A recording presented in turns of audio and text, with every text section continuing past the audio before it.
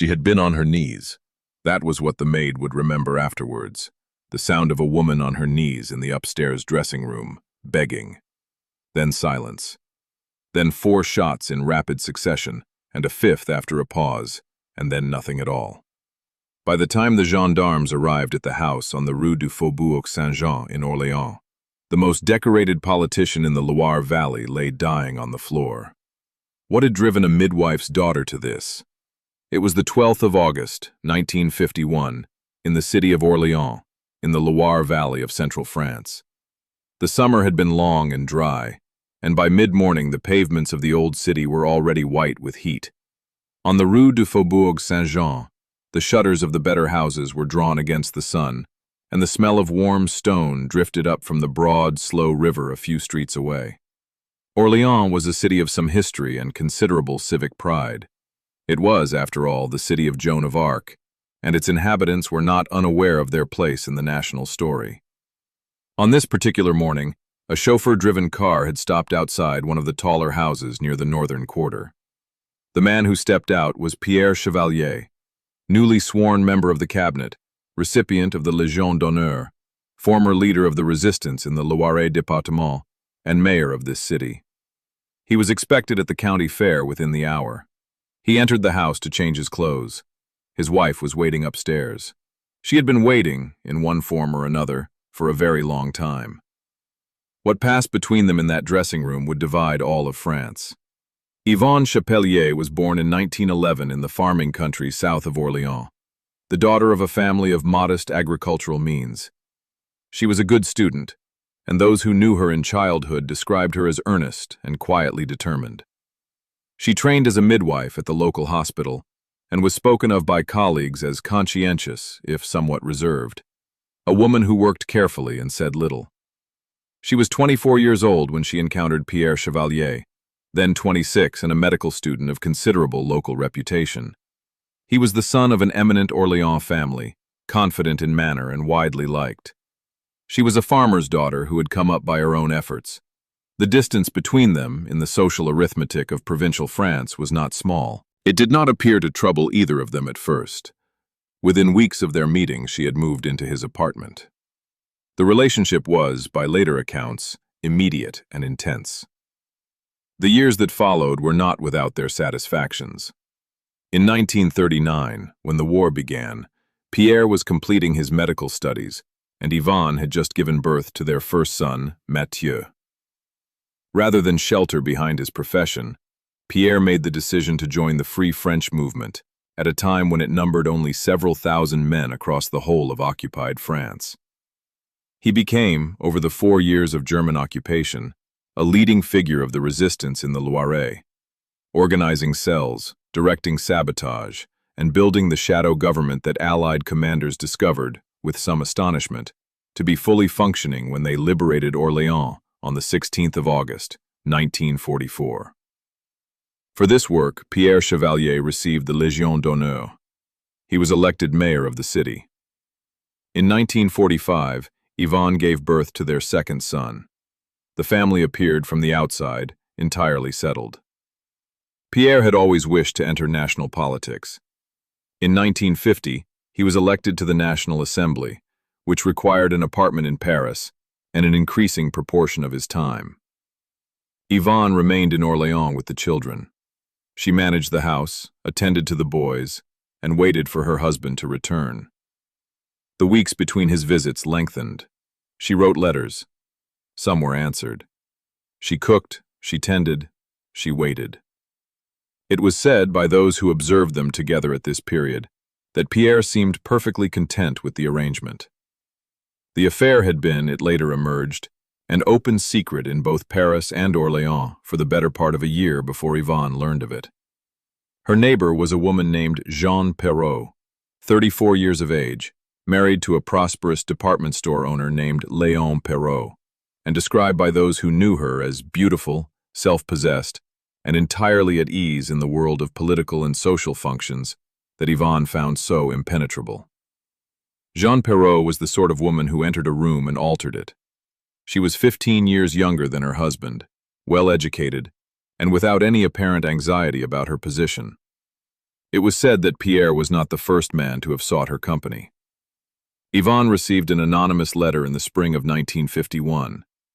It suggested that her husband was conducting an affair. She searched the pockets of his suits and found a letter. It read, "Without you, life would have no beauty or meaning for me." It was signed with a name she recognized at once. What followed was described, at the subsequent trial, as a sequence of escalating humiliations. Yvonne traveled to Paris and attempted to enter the National Assembly.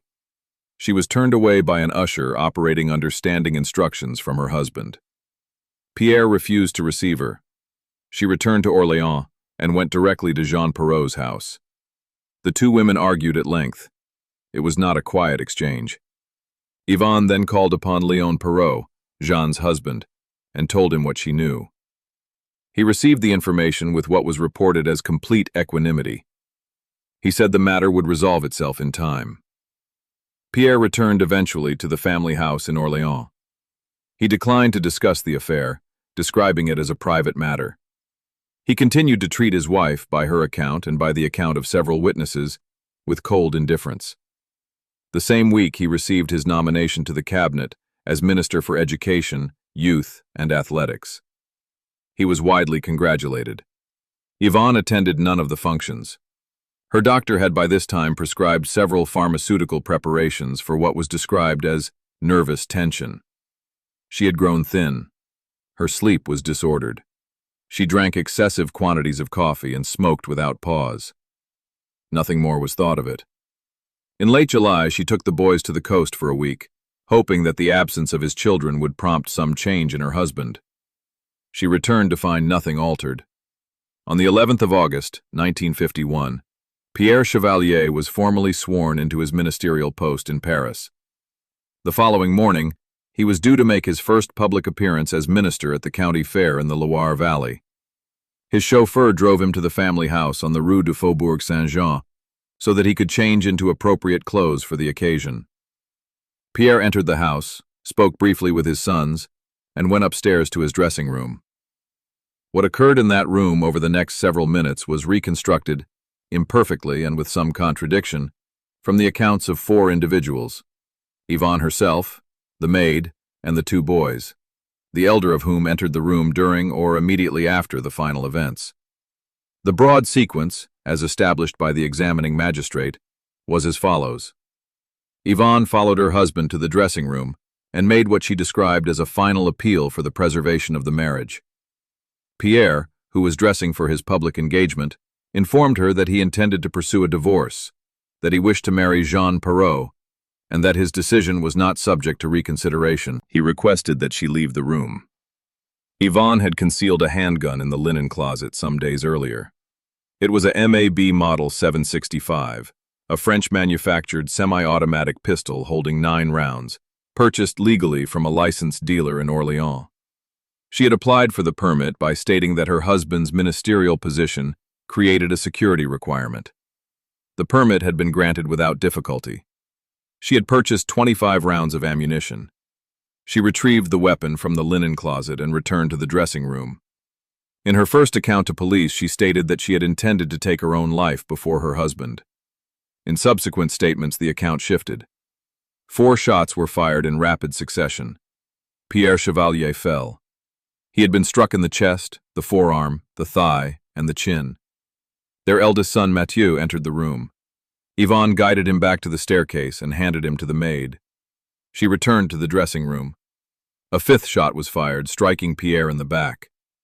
She then descended the stairs, went to the telephone, and contacted the local gendarmerie. She stated, calmly and briefly, that her husband required urgent assistance. The gendarmes arrived within minutes. Pierre Chevalier was removed to hospital.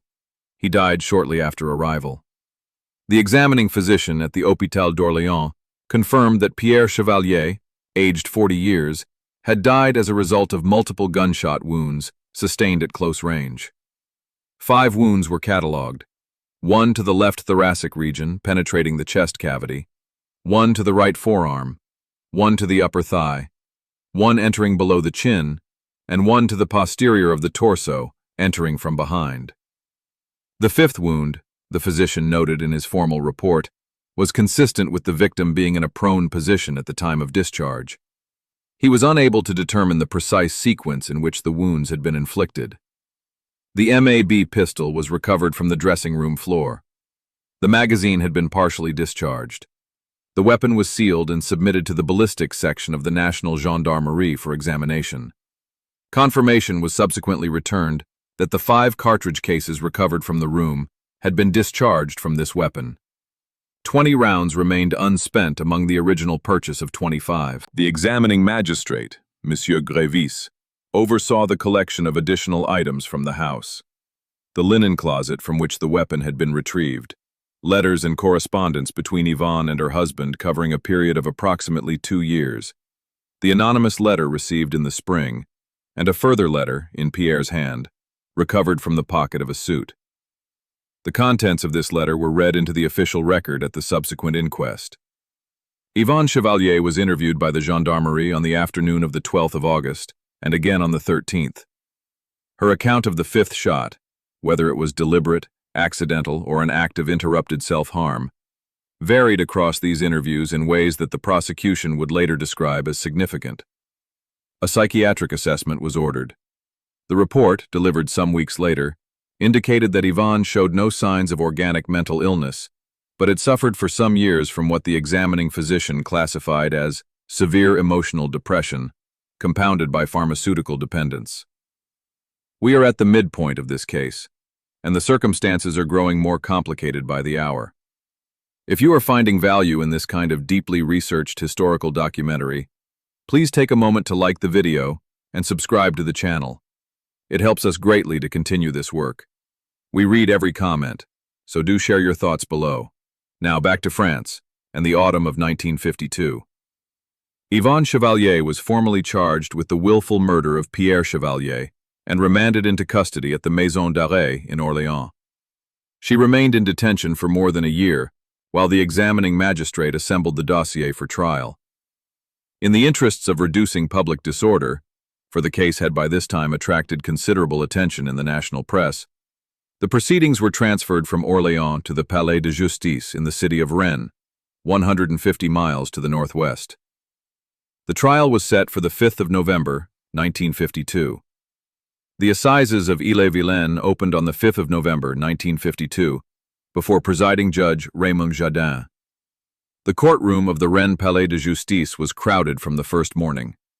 Press benches accommodated correspondents from the major Paris dailies and from newspapers in Spain, Italy, Britain, and the United States. The New Yorker magazine had sent a correspondent. Yvonne Chevalier entered the dock in a gray suit. She was thin. She was pale. Detention had, as was observed in several published accounts, visibly reduced her, and the effect upon the assembled observers was noted. The prosecution's case was stated plainly. Yvonne Chevalier had purchased a firearm, concealed it in her home, and discharged it 5 times at her unarmed husband, who fell and was shot again. There was no ambiguity in the physical evidence. The cause of death was established beyond contest. The 5th shot, fired at a man already on the floor, was presented as evidence of deliberate intent. The defense, led by Maître Gautrat, proceeded along a different course entirely. They presented to the court the history of the marriage, the class distance between the parties, the years of political absence, the indifference, the affair, the humiliation at the door of the National Assembly, the failed appeals, the medical prescriptions, the sleeplessness, the final conversation in the dressing room. They presented Yvonne not as an aggressor but as a woman ground down across a decade by a husband who had discarded her without the formal acknowledgement that even the law required of him. Judge Jardin questioned Yvonne at considerable length and with a degree of personal attention that was later remarked upon. At one point, when asked about Jean Perrault's reception of her during the initial confrontation, Yvonne began to answer and then lost consciousness. A recess of 15 minutes was called. When Jean Perrault herself took the stand, composed and elegantly dressed, undisturbed by the audible hostility of the gallery, she confirmed the affair had continued to the day of Pierre's death. She expressed no regret. She said she felt pity for Yvonne, She was excused. The jury retired after the judge's summation, in which he stated plainly that Yvonne Chevalier had not possessed the legal right to take a human life, and that jealousy, however profound, did not constitute justification. He referred to the accused throughout as Madame, and not as the accused. The jury deliberated for 45 minutes. A crowd of several thousand had gathered outside in the square. The verdict was not guilty. The crowd outside erupted. The acquittal of Yvonne Chevalier was reported on the front pages of newspapers across France and in much of Western Europe. Le Figaro, Paris Match, and France Soir devoted considerable space not merely to the verdict, but to what it was taken to represent. The question of whether a woman in mid-century France possessed any recourse whatsoever against a husband who wished simply to set her aside. The editorials were divided. Some argued that the verdict reflected the persistence of the crime passionnel provision in French law, which had historically operated to excuse husbands who killed unfaithful wives, and that its extension to a woman in Yvonne's circumstances was, at minimum, a form of rough symmetry. Others argued that it was a license. The debate continued in print for weeks. The Catholic Church in the Diocese of Orléans granted Yvonne absolution for the killing. She rejoined her sons at her family's farm south of the city. By most accounts, she was unable to resume an ordinary life there. The case had made her face known across the country, and the notoriety, however sympathetic in tone, was not something she appeared to welcome. She had been defined, in the public imagination, by the worst hour of her life, and nothing that followed would replace it. She devised, in the end, her own resolution. In the years following the trial, she made arrangements to travel to French Guiana, on the northern coast of South America, where she worked as a volunteer nurse in a hospital serving the poor. She took her sons with her. She worked there until her death, which occurred sometime in the 1970s.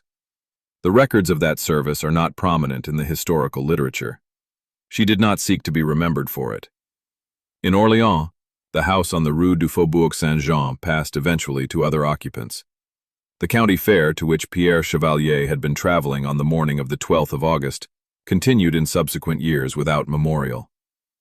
The Loire moved through the city as it had always done, wide and unhurried, past the embankments where the old stones held the watermarks of seasons long past. In the archives of the Rennes Palais de Justice, the dossier of the case was filed in the appropriate sequence. The letters Yvonne had written over the course of the marriage, careful, earnest, full of a feeling that was returned for a time and then was not, are bound in there with the rest of the documentation. The farm where she was born is still in the valley south of the city. Whether anything of her remains there beyond the record, the file does not say.